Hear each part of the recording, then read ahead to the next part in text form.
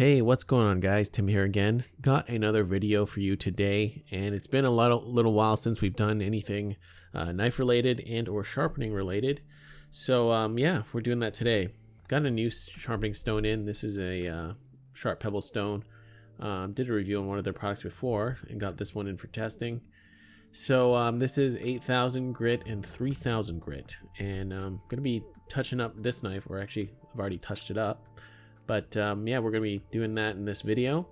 And believe it or not, I do get some random questions here and there about sharpening, and I'm going to tackle those questions in this video.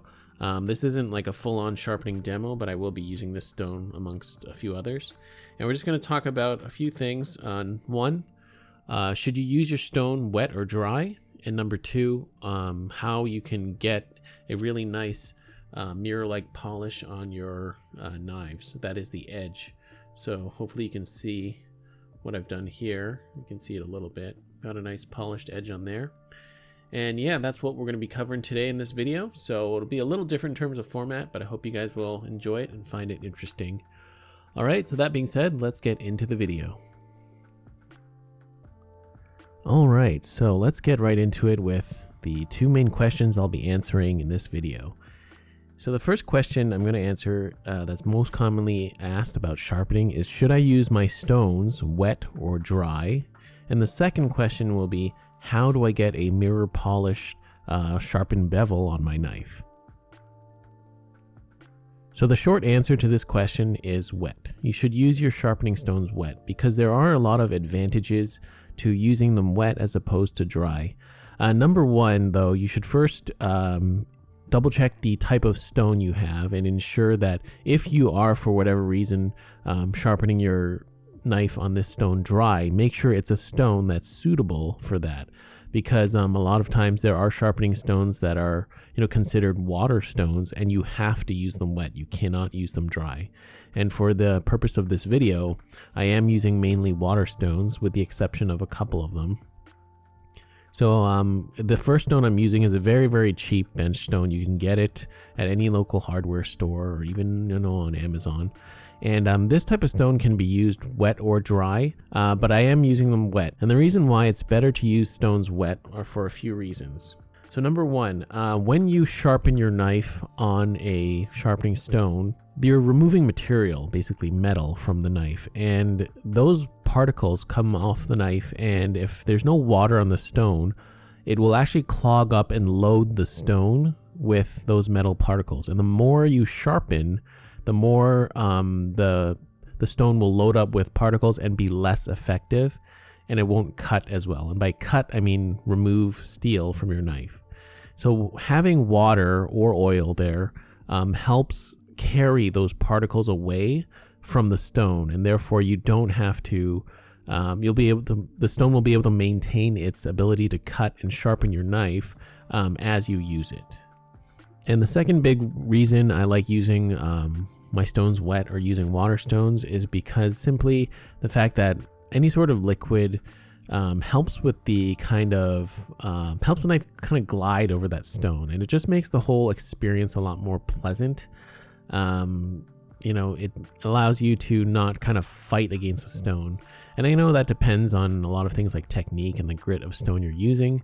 But for me, I just like the feel of it, and I feel like I can get better feedback as to what I'm doing when I'm using my sharpening stone wet as opposed to dry. Now, second question, how do you get a kind of mirror-like polish on the bevel of your sharpened knife? So I've kind of been, as this video has been going, I've been showing you me sharpening this knife. So the short answer is that you have to basically sharpen your knife from a low grit all the way to a high grit. And I am kind of approaching this question from, say, a knife with a factory edge. And as you can see on this CRKT Scoshi, it's a very small knife, but it does have the factory edge on it. And you can see the grind lines that are on the knife. That's what how the knife comes to you from factory, because they sharpen it on their belts or wheels or whatever. And you have to start with a low grit to kind of remove that and kind of start fresh. And also, if you are reprofiling the knife and you're kind of setting your own bevel, you have to start with a coarser stone to grind off that initial, edge. You can call it, you're not grinding off the edge, but you're kind of setting your own bevel, and that's the way you kind of start out. And as you progress up the grits, you can see the different stones I'm using. I'm starting off with the bench stone, and then I'm going to move up to a couple of more higher grit water stones. You just move your way up to the highest grit you have. Now, of course, you're going to need some more specialized higher grit stones to achieve that, and I'm going to show you what I do in this video. So starting out to sharpen, I always like to take a Sharpie and just color in the bevel. And as I sharpen, I like to just double check and make sure I'm kind of sharpening the entire bevel, because when you're doing freehand, it does take a lot of practice, and without practice, you may not be able to always consistently hit that edge. So I like to do that, especially starting out on the coarsest stone. And as I move my way up, all I do, I don't color it in every time. You can do that each time if you want. In fact, I do suggest that, but what I do is I just take a close look at the scratch pattern on the bevel of the knife, and I can use that to kind of pay attention to where I have sharpened and where I'm not hitting. So after the initial coarse sharpening on the cheap bend stone, I'm moving up to my water stones, and I've got a couple of these from Sharp Pebble.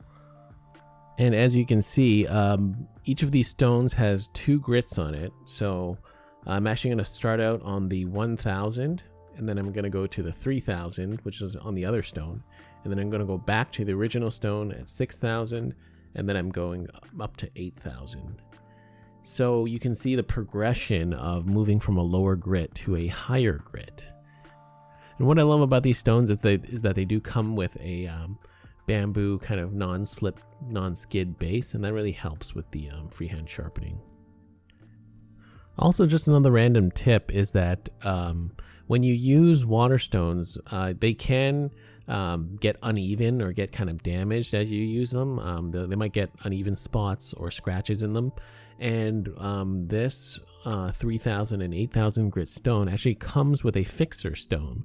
So that's a tiny stone that you can use to flatten your sharpening stone, and you will definitely want to use it before each time. What I like to do is just take a pencil and draw like a grid pattern over the stone, and then while everything's nice and wet, I'll take the fixer stone, which is about 400 grit, and I'll just kind of grind it and scrub it until everything's nice and flat. You can even just give it a good quick touch with your hand, and you'd be surprised that your fingers can actually really determine uneven spots.